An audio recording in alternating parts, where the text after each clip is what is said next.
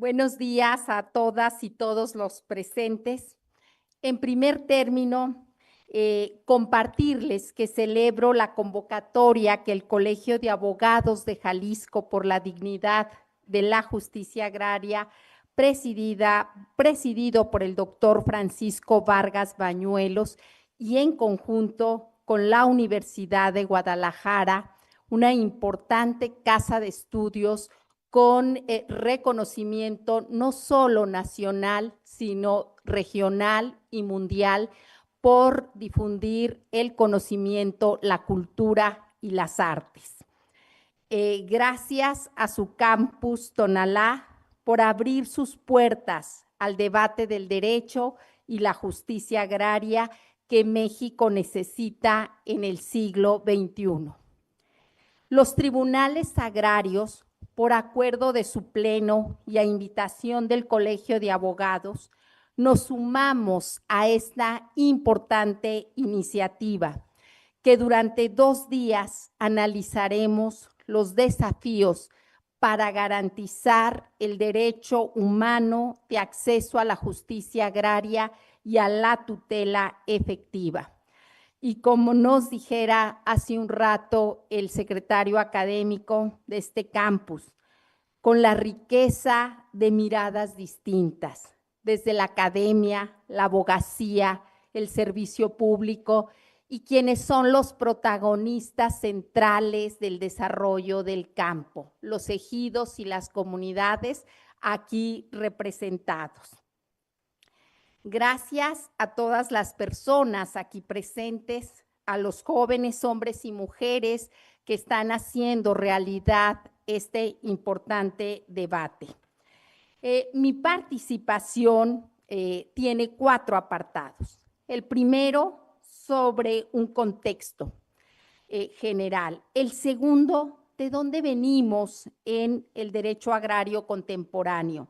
El tercero, ¿dónde estamos en la aplicación del derecho agrario y la configuración de nuevos problemas agrarios? Y el cuarto, con algunas propuestas, porque lo importante de estos 2 días en un debate académico enriquecedor es también que hagamos propuestas. Sobre los datos y el contexto, como todos sabemos, México es un país con 129.5 millones de habitantes, según la encuesta demográfica 2023.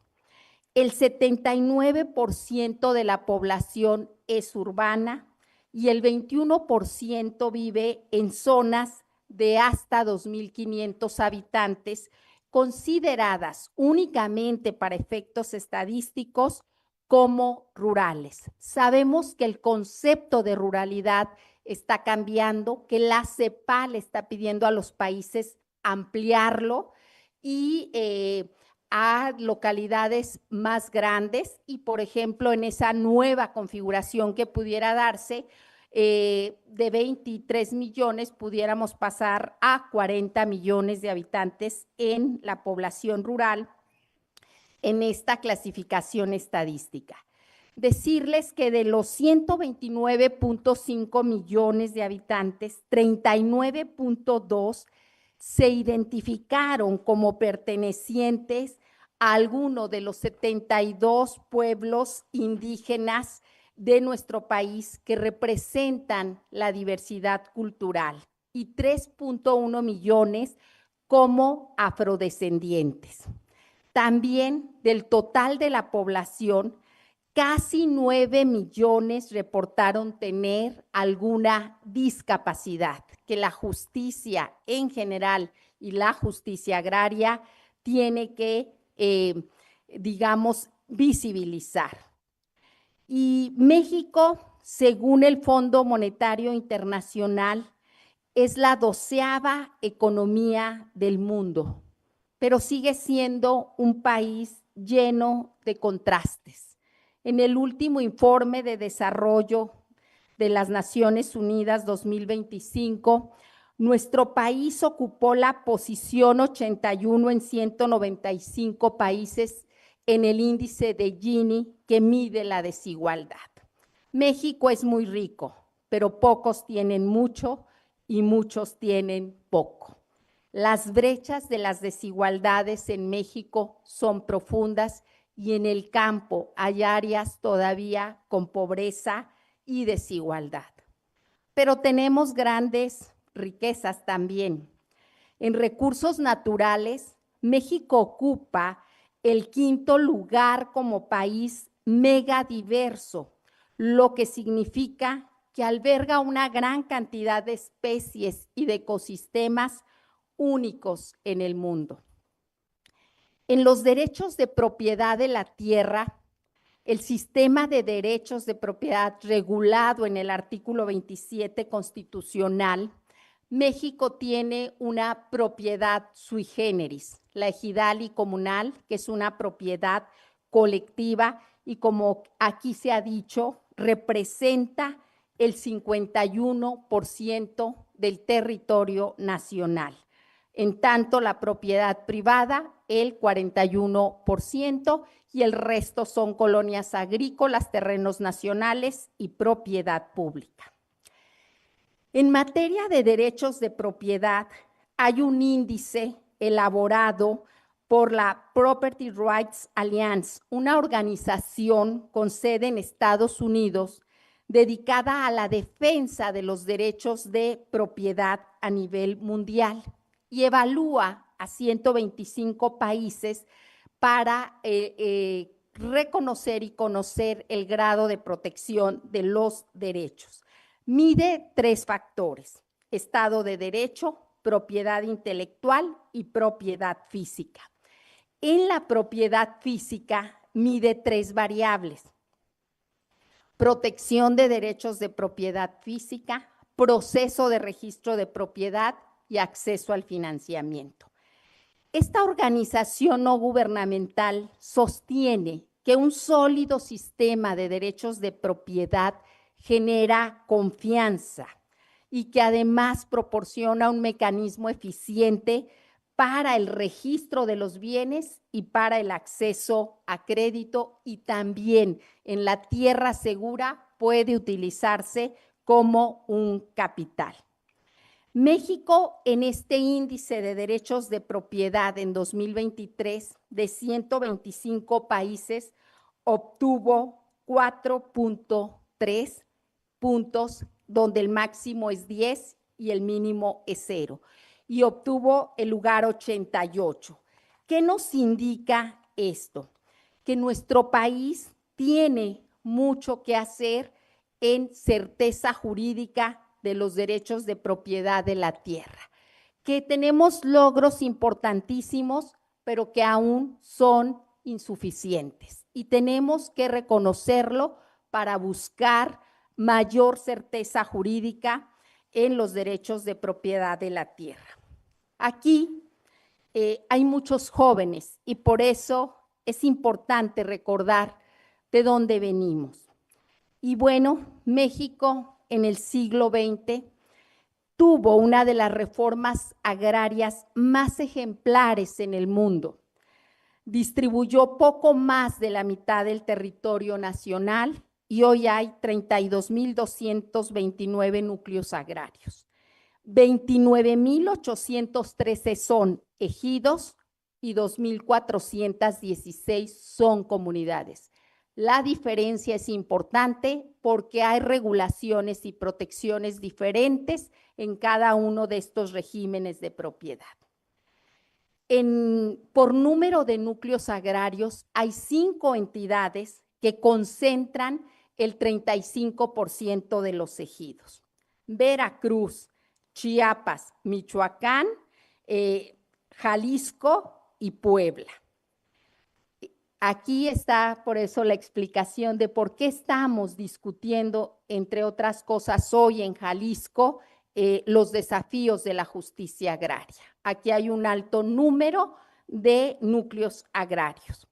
En comunidades, el 60% se concentran en Oaxaca, Guerrero, Estado de México, San Luis Potosí e Hidalgo. La población indígena puede estar en ejidos o en comunidades. En 1992, con la reforma al artículo 27 constitucional de esa época, se terminó el reparto agrario y surgió un programa de certificación de derechos ejidales y comunales para delimitar las tierras al interior de los núcleos agrarios. Este programa de gran envergadura fue motivo para encontrar grandes hallazgos en el campo. Me referiré a tres. El primero, con este gran programa se identificó que las tierras de uso común en el campo son mayoría. Representan el 64% de la propiedad ejidal y comunal, el 35% tierras parceladas y 1% tierras para el asentamiento humano. Pero, ¿qué significa que las tierras de uso común son mayoría? Pues implica que su aprovechamiento requiere reglas claras, organización y decisiones colectivas de la Asamblea como el órgano supremo de los núcleos agrarios.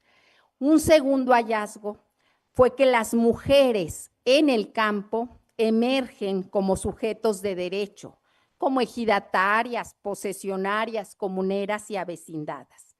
Mientras que en 1971 solo había 31.500 ejidatarias, en el año 2000 ya habíamos identificado que las mujeres representaban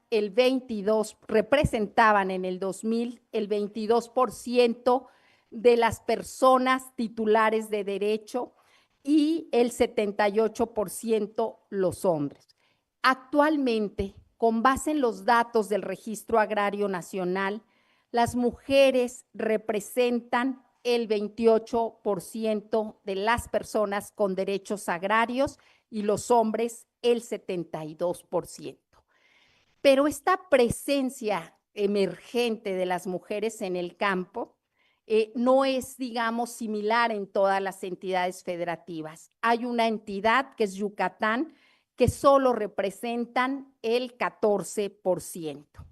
Otro hallazgo importante ha sido que en el campo y en los ejidos y comunidades destaca la edad avanzada de las personas que ahí habitan, pero de entre las personas que habitan, las mujeres todavía son mayores, porque su principal vía de acceso a la tierra ha sido la herencia de sus cónyuges o de sus padres, lo cual explica que reciban la tierra generalmente después de los 40 años.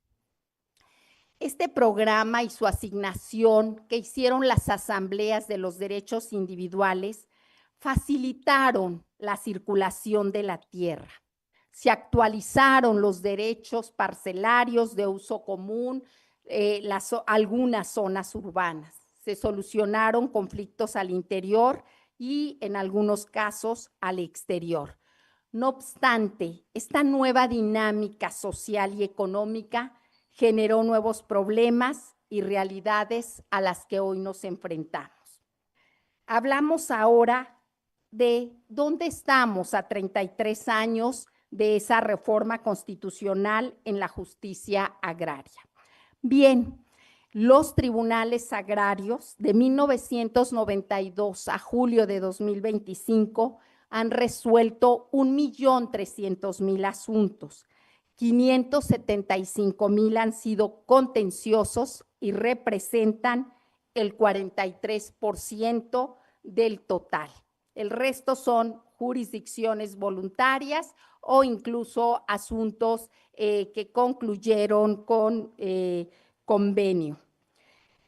Quisiera destacar, antes de entrar a los hallazgos en la conflictividad agraria, uno de los avances más significativos de la justicia agraria, y que es la justicia agraria itinerante que tienen los tribunales agrarios desde su creación. Los tribunales agrarios se convierten en tribunales móviles, son los primeros en el país con esta práctica y del 1.300.000 asuntos se han atendido el 16% con tribunales móviles, llegando a los lugares más distantes, rompiendo barreras geográficas, económicas, culturales y atendiendo prioritariamente a mujeres adultas mayores. Bien, regresando a ese 43% de los asuntos contenciosos que se han atendido en los tribunales agrarios, si lo convertimos a un 100%, 3 son las controversias más representativas y que nos hablan de la reconfiguración de los problemas en el campo. Primero están los conflictos internos, con un 36%. Después, los relativos a la sucesión, con un 33%. Y en tercer lugar, las nulidades de actos que contravienen las leyes agrarias, con casi un 17%. Estos 3 grupos de asuntos suman un 87% del total de asuntos atendidos y resueltos en los tribunales agrarios. ¿Qué nos reflejan estos datos sobre los conflictos agrarios actualmente? Primero, desde mi punto de vista, en muchos núcleos agrarios del país existe una débil gobernanza interna en los núcleos agrarios. Persisten las controversias entre las personas con derechos agrarios y los órganos del núcleo agrario al que pertenecen. Hay una amenaza permanente a las tierras de uso común y una labor de contención de las asambleas. Aunque todavía son aislados, sí existen las controversias por la elección de los órganos de representación y vigilancia, y desafortunadamente cuando se judicializan suelen durar más la controversia que los 3 años que dura en funciones el comisariado.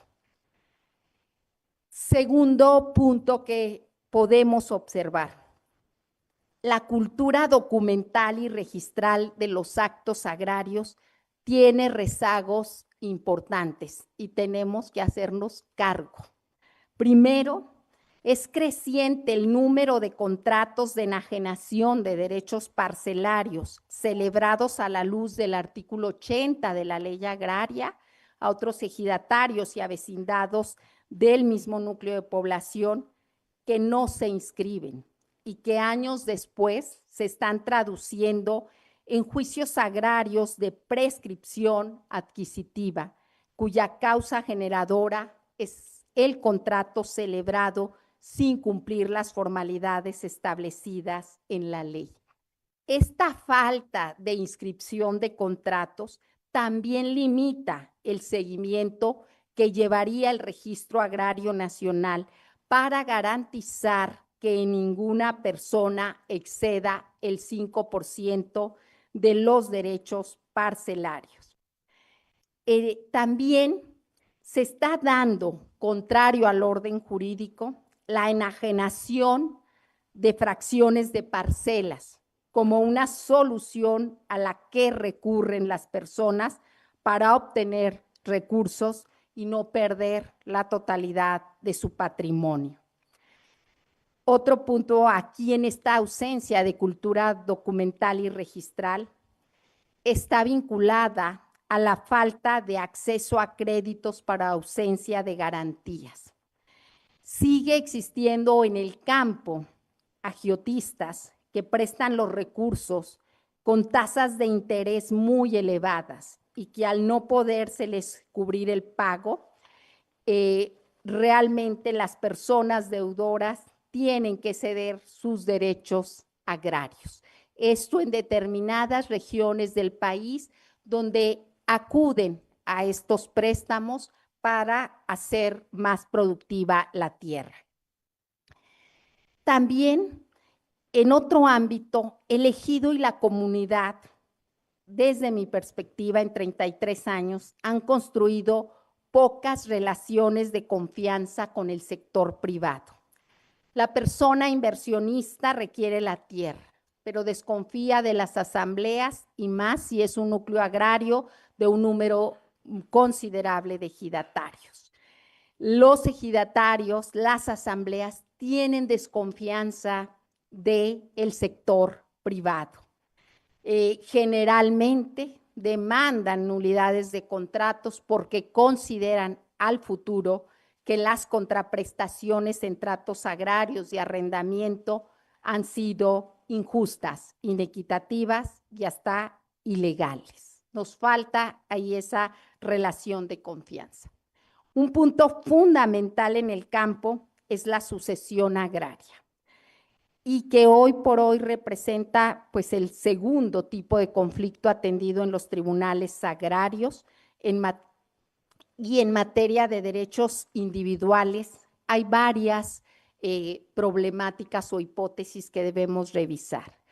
La primera es que existe una fuerte tensión entre la realidad y las reglas de la sucesión en el marco jurídico agrario. La mayoría de las personas con más de 2 derechos agrarios desean heredar por cada una de sus parcelas a una persona diferente.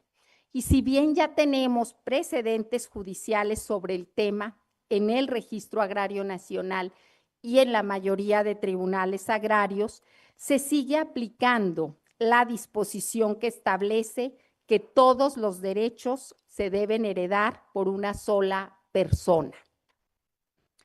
En otra hipótesis, cuando no se elabora lista de sucesores y hay más de una persona con derecho a heredar, según el artículo 18 de la Ley Agraria, por ejemplo, fallece el titular, no tiene, digamos, cónyuge, concubina, y pasa el derecho de preferencia a los hijos y las hijas. Bueno, gozan de 3 meses para ponerse de acuerdo quién de entre ellos heredará los derechos, situación que está siendo difícil y se está acudiendo a la subasta pública, la cual en ocasiones es un procedimiento costoso y en condiciones inequitativo y a veces largo. En síntesis, la herencia por los derechos agrarios está generando desintegración en las familias campesinas. En muchos casos es un factor de división en el campo. Las familias están invirtiendo cuantiosas sumas de dinero en litigios añejos en lugar de aprovechar la tierra. Por ello es urgente actuar en varias aristas, desde el marco jurídico hasta promover un registro masivo de listas de sucesores. Un tema importante del que ya se habló en el acto inaugural y que se está reflejando en la conflictividad agraria es un problema agrario urbano que se está viviendo en muchas regiones del país que demandan tierra social para el crecimiento de las ciudades y los centros turísticos. México hoy tiene 92 metrópolis, en la que habitan 82.5 millones de personas, y ahí la demanda de tierra para la expansión urbana es creciente. Este crecimiento, desde luego que lleva consigo cambios de uso de suelo, pérdida de biodiversidad que impactan en el deterioro ambiental. Esta demanda de tierra social para el desarrollo urbano históricamente se ha llevado muchas veces en procesos irregulares de ventas no inscritas, de invasiones. Hay que reconocer, desde mi perspectiva, que la legislación agraria actual no ofrece respuestas para incorporar de forma ágil la tierra de origen social al desarrollo urbano. Aún no sabemos qué determinar con las parcelas que ya absorbió la mancha urbana, están subdivididas y ocupadas, y la única alternativa ágil que se ve es la adopción del dominio pleno. También hay parcelas que está demandando ya el crecimiento de las ciudades, y si vemos las cifras, en 33 años, por lo que implica, porque pueden afectarse derechos constituidos, se han tomado 6 acuerdos de cambiar el destino de parcelas a asentamiento humano. En 1992 se determinó que serían las asambleas las que estuvieran plenamente facultadas para regularizar los asentamientos humanos, pero lo cual estaría condicionado al cumplimiento de las normas agrarias, urbanas y ambientales. Han pasado 33 años y las asambleas aún no son las protagonistas de la regularización de zonas urbanas de alta densidad, ni de la creación de reservas de crecimiento. Hay un número muy significativo de más de 5,000 núcleos agrarios en entidades como Estado de México y Campeche, que solo delimitaron la zona urbana y no midieron los solares al interior, lo cual ocasiona que muchas controversias por solares no medidos se presenten en los tribunales agrarios. Aquí quisiera destacar que el Tribunal Superior Agrario, de forma reiterada, hace valer la siguiente jurisprudencia, que es la jurisprudencia 1/2025, calificación registral. El Registro Agrario Nacional tiene la obligación de vigilar el cumplimiento del marco jurídico agrario, ambiental y urbano vigente al emitir una calificación respecto de inscripciones de actas de asamblea de núcleos agrarios sobre cambios de destino de tierras con el fin de salvaguardar el derecho humano a un medio ambiente sano. También un tema permanente de debate es si los tribunales agrarios pueden decidir la asignación de solares sin pronunciamiento previo de la asamblea. En esta hipótesis, el Tribunal Superior Agrario aprobó la jurisprudencia 2/2024, que dice: tribunales agrarios no pueden sustituirse en las facultades exclusivas de la asamblea de ejidatarios o comuneros cuando quedan sin asignar parcelas o solares y no hay pronunciamiento de asambleas. Como vemos, y será materia de una mesa específica, este emergente conflicto agrario urbano. También hay que decirlo que se identifican conflictos ancestrales generalmente en comunidades agrarias y en ejidos con población indígena.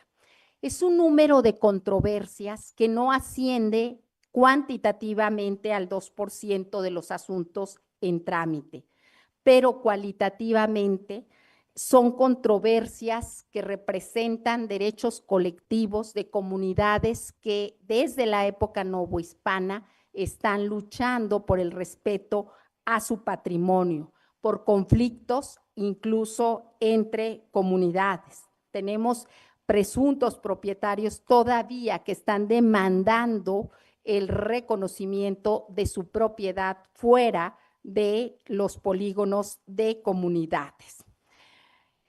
Excepcionalmente, pero también creo importante que lo analicemos estos 2 días, todavía en regiones como Oaxaca, las personas se enfrentan por la tierra en hechos violentos.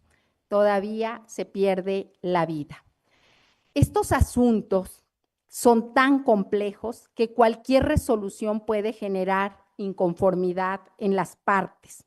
El desafío es procurar que las partes no se sientan despojadas incluso por actos del Estado, pero sobre todo que las soluciones respeten los derechos humanos y algo que están avanzando en casos recientes los tribunales unitarios agrarios y el Tribunal Superior Agrario, establecer medidas de reparación integral con base en la legislación nacional y también en la legislación convencional.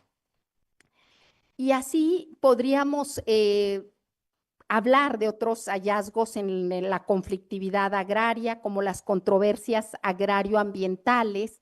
Hay una que más que agrario-ambientales como de límites, tenemos muchos núcleos que sus planos definitivos incluyen la zona federal marítimo terrestre y ponen a la jurisdicción o someten a la jurisdicción de los tribunales agrarios es propiedad ejidal o comunal o es propiedad federal.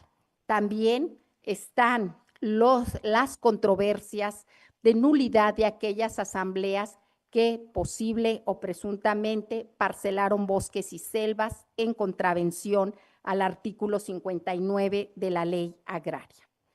Otro conflicto recurrente, y este es muy recurrente en el estado de Jalisco, es la ocupación de tierras de propiedad social para obras públicas o proyectos de inversión.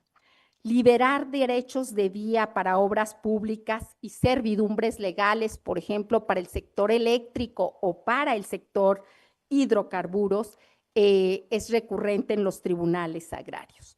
Todavía hay obras que desde antes de 1992 se ocupó la tierra para la presa, para la carretera, y no se le ha cubierto la indemnización a los núcleos agrarios. Hemos avanzado. Ahora se han firmado a lo largo de los años diversos convenios de ocupación previa a la expropiación como la vía para disponer de la tierra en estos casos. Pero ¿qué encontramos? Muchos convenios de ocupación previa que no han culminado con el procedimiento expropiatorio después de 10, 15 o 20 años de suscritos. Aquí la Constitución es muy clara. Procede la ocupación por causa de utilidad pública previo pago de la indemnización correspondiente. Es decir, no es primero la obra y luego el pago. Primero el pago y luego la obra. Hay que respetar el derecho humano de propiedad de los núcleos agrarios. Otro tema que encontramos en los asuntos sometidos a los tribunales agrarios es la persistencia de la cultura patriarcal en el campo.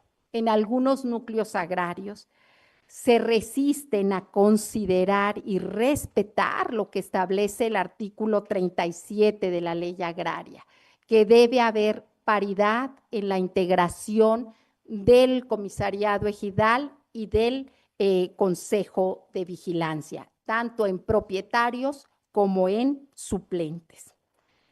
Adicionalmente, con un número de controversias minoritario, pero tenemos una transición inconclusa.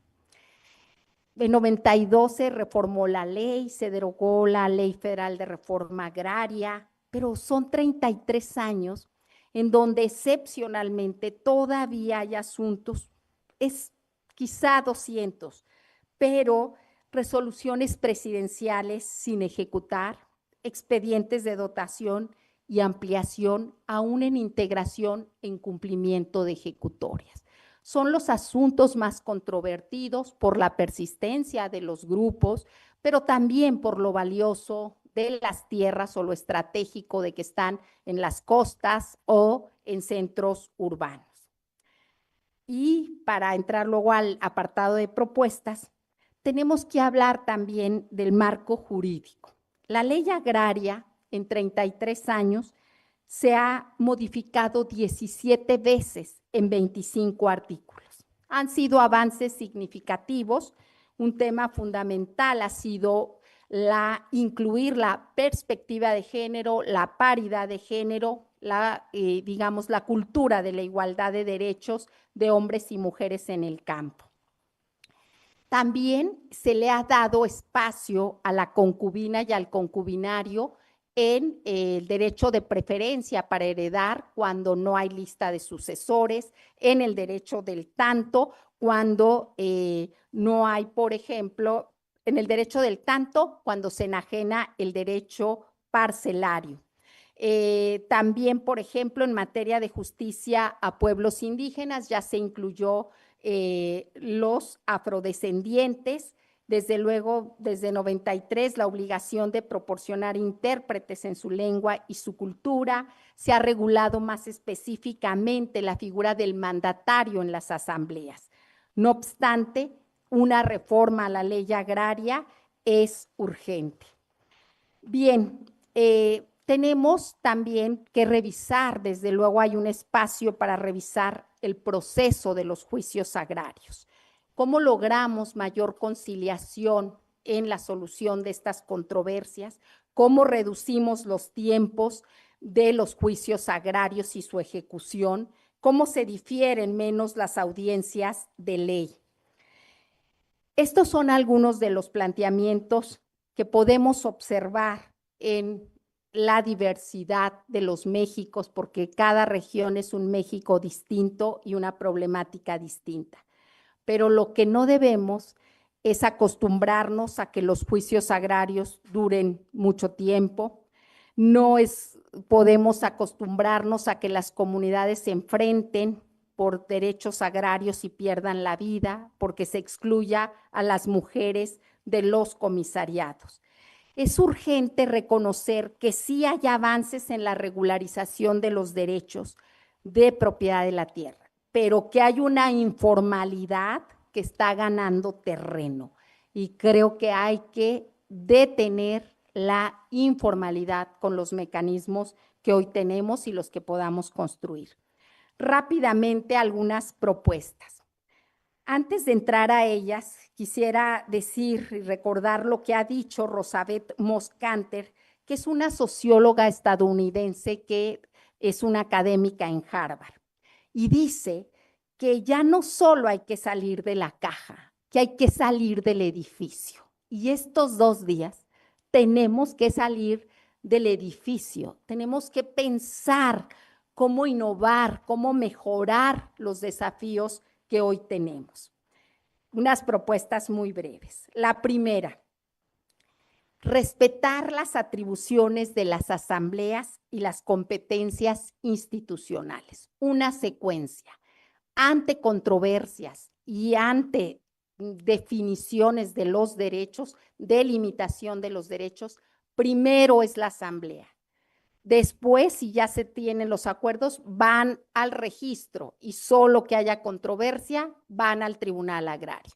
No primero es el tribunal agrario, primero es la asamblea, porque es el propietario de las tierras expresado en ese órgano supremo. Y bien, en ese sentido, también en las controversias. Primero es la Procuraduría Agraria antes que judicializar el asunto. Y es muy importante para ello que se respeten los plazos y términos. Por ejemplo, el Registro Agrario Nacional tiene 60 días para emitir una calificación positiva o negativa, o 20 días si va a prevenir a los solicitantes. Y bueno, se dice, la Asamblea es el órgano supremo, pero siempre se argumenta o generalmente se argumenta, no hay condiciones de instalar el quórum legal para una asamblea de mayoría calificada que defina derechos de propiedad. Sí hay las condiciones y las construimos, no es que estén hechas, hay que construirlas en un trabajo de barridos, digamos, de identificar personas, problemas en cada núcleo agrario y darle a cada problemática su atención. El Registro Agrario Nacional ha emitido diversas circulares ya para actualizar los padrones. La siguiente, necesitamos crear un sentido de urgencia, hacer un llamado nacional a que se inscriban todos los actos jurídicos entre ejidatarios, posesionarios y avecindados, que no sigan en el cajón, que salgan y que se acuda al RAN. La seguridad en el patrimonio es una de las mayores riquezas del ser humano. Y la tercera, que impacta a la justicia agraria, es una justicia rápida y completa. Requerimos cambiar el paradigma del sistema de impartición de justicia en México. Los plazos no solo aplican a los justiciables, los plazos nos aplican a las autoridades jurisdiccionales. Y esto es muy importante. Por ejemplo, en el juicio agrario está regulado que después de cerrada la instrucción, pronunciados los alegatos, se emita la sentencia. y máximo se cite a las partes para escuchar sentencia en 20 días. Desde luego que existen los parámetros del plazo razonable, pero este tendría que ser la excepción. La justicia rápida está en el centro de la agenda nacional. Parte de las reformas judiciales aprobadas o publicadas el 15 de septiembre de 2024, además de la elección por voto popular de las personas juzgadoras, lo que está detrás es plazos que hay que cumplir para desahogar y resolver los asuntos. Ahí hay en materia tributaria, por ejemplo, 6 meses por instancia.